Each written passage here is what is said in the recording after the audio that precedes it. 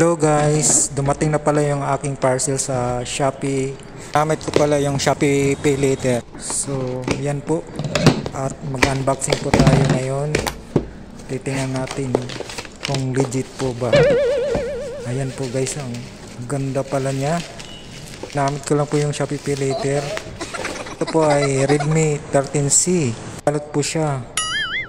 Ang ganda guys, oh, yung box niya. Oh. Nakabalot po siya guys. So first time ko po mag-order dito sa Shopee. Tinatry ko lang po pero legit po talaga siya guys. So guys, pag nag-order kayo, piliin nyo po yung may nakalagay na mall. Oh my God! Wow! Extended po siya guys ng 1 TB sa memory.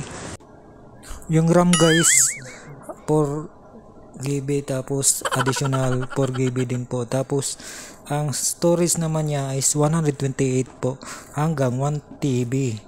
Extended po siya guys. So ang laki ng camera niya guys, so dalawa sa likod. Pero triple camera po siya. Ano po siya, 50 MP.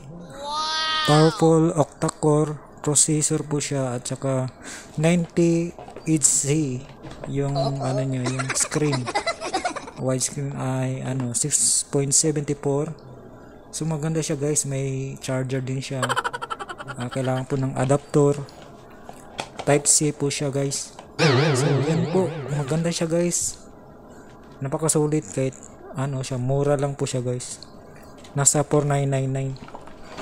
So nag-list lang siya ng 500. So ginamit ko lang po yung Shopee Pay Later for installment lang po. Tapos ayan na guys, oh, ang ganda. Medyo mababang presyo lang naman siya.